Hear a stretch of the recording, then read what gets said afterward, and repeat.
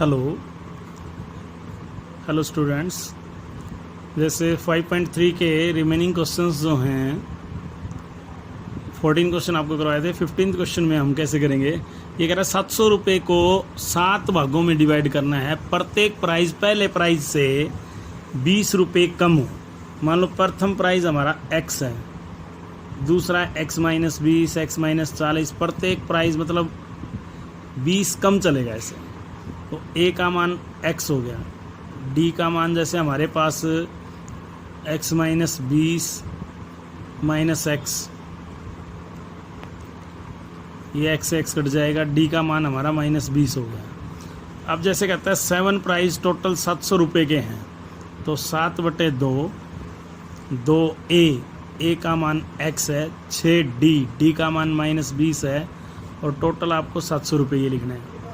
7 से कटेंगे, 7 एकम 7, 7 से ये 100, 2 से कटेगा x, 2 से कटेगा 20 छिके 120, 120 को ये आ जाएगा 60, 2 से डिवाइड करने पर।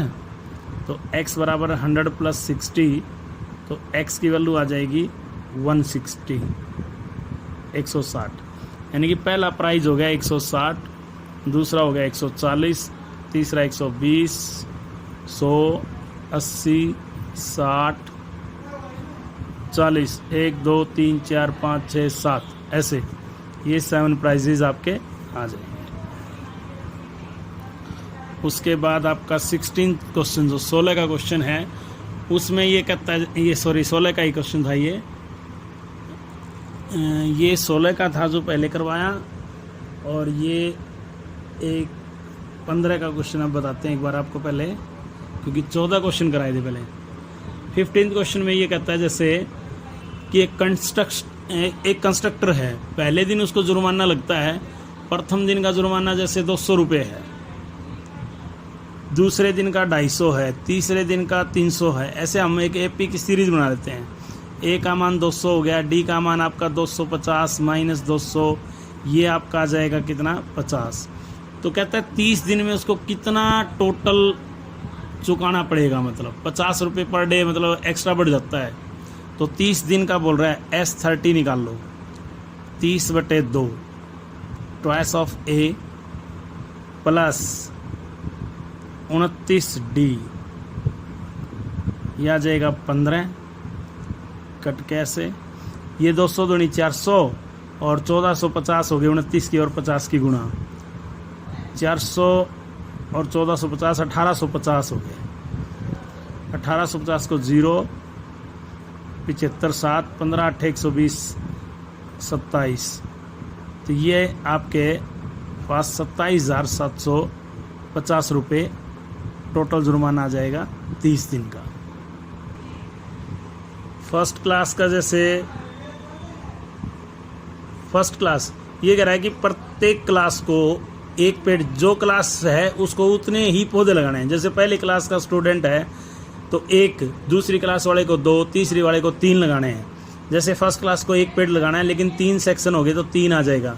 सेकंड क्लास को आपने ऐसे लगाना है, जैसे देखो सेकंड में 2 हो गए, 3 सेक्शन हो गए तो टोटल 6 हो गया। थर्ड का आप ऐसे ही करेंगे, थर्ड का करेंगे तो ये आ जाएगा 3, ऐसे 3 या 9 हो गया। तो अब हम एक एपी की सीरीज बनाते, 3 6 9, आगे डॉट डॉट ऐसे।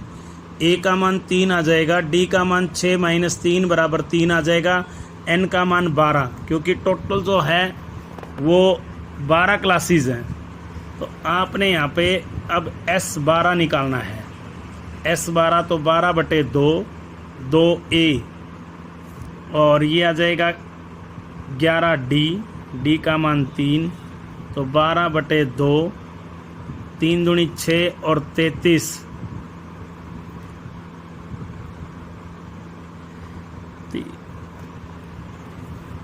39 आ जाएगा। 6 और 33 39 होता है, तो 2 से काटेंगे 6, 39 छिके 234, तो टोटल 234 पौधे आपको लगाने हैं। 18वें क्वेश्चन में देखिए, जैसे ये कहता है यहाँ पे एक स्पाइरल है, स्पाइरल मतलब अर्धवृत्त, सेमी सर्कल।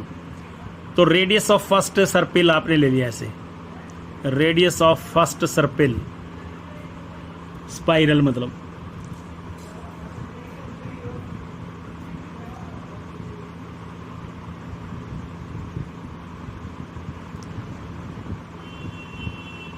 स्पाइरल जो कि 0.5 सेंटीमीटर है।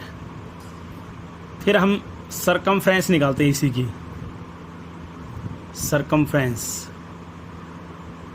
और फर्स्ट सर्पिल पाई आर होता है फार्मूला, तो पाई एज इट इज़ ये हमने इसका निकाल लिया फर्स्ट सर्पिल की। सेकंड की निकालेंगे हम सरकमफ्रेंस ऑफ सेकंड स्पाइरल जो कि पाई इंटू में 1, रेडियस चेंज हो जाएगी, 0.5 की जगह 1 हो जाएगी। अब थर्ड की निकालोगे ऐसे ही, ये थर्ड की निकाल ली हमने ऐसे, पाई 1.5 हो गई नेक्स्ट रेडियस, ये सेंटीमीटर। तो यानी कि हमारे पास क्या आया 0.5 पाई, 1 पाई, 1.5 पाई, ऐसे टोटल। ए का मान आपने लिखा जी 0.5 पाई, डी का मान आ जाएगा 1 पाई माइनस 0.5 पाई, तो टोटल बच गया 0.5 पाई हमारे पास डी का मान लेस करने पर। और 13 स्पाइरल हैं तो S13 निकालना है हमें। S13 का मतलब हो गया 13/2, 2A, ए का मान 0.5 पाई हो गया, 12 डी का मान भी 0.5 पाई हो गया। अब ये आ जाएगा 13/2 गुणा में 1 और 6 7 पाई हो गया भाई, 13/2 7 गुणा में 22/7, ये कट गया 11, 143 सेंटीमीटर टोटल इसकी लेंथ आ जाएगी।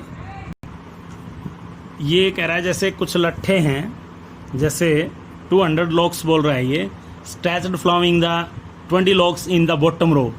पहली रो में 20 लट्ठे हैं, उससे ऊपर वाले में 19 हैं, उससे ऊपर वाले में 18 हैं, ऐसे बोल रहा है। तो टोटल संख्या जो है, मतलब ए का मान तो 20 है और डी का मान 20 माइनस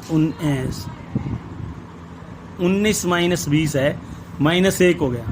और ये कहता है एन SN 200, टोटल लॉग्स 200 हैं, तो N/2, 2A, ए का मतलब हो गया 20, N-1 इंटू डी -1, 200, n के अंदर मल्टीप्लाइड करेंगे तो ये 40n हो जाएगा, और ये n की स्क्वायर और n ये आ जाएगा 2 जो इधर 400 बना देगा, दूसरी साइड जाएगा जैसे, तो ये आ जाएगा n की स्क्वायर -41n प्लस के 400 बराबर 0।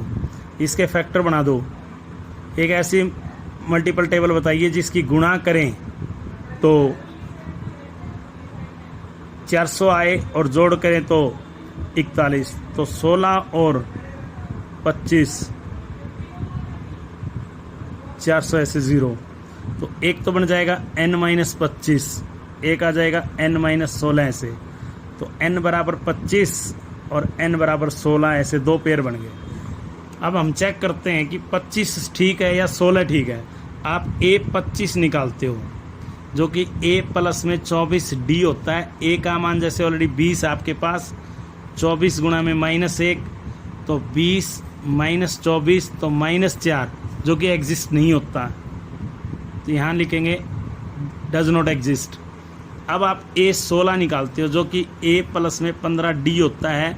A का मान 20 है तो 15 गुणा -1 तो 5, तो 16 तो पंक्ति हो जाएंगी, एक 16 उत्तर आ जाएगा।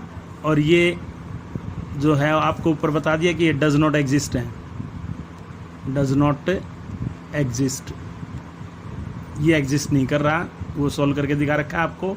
तो टोटल तो 16 पंक्ति हैं और सबसे ऊपरी जो रो है, सबसे ऊपर वाली जो है उसके अंदर 5 आ जाएगा ऐसे। एक लड़की बाल्टी के अंदर आलू इकट्ठा कर रही है, जैसे ये कह रहा है कि पहला जो आलू है वो 5 मीटर की दूरी पर है। उसको देखो, ये बाल्टी रख के लड़की यहाँ से पहले आलू को उठाने गई 5 मीटर, फिर वापस आई रखने के लिए 10, फिर अगला आलू उठाएगी तो उसने डिस्टेंस कितनी गिरी, 5 और 3 8, 8 दूनी 16, फिर 11, 11 दूनी 22। फिर ये ऐसे हम ऐड करते जाएंगे पिछली डिस्टेंस को, उसमें 3 3 ऐड करते चलो बाद में।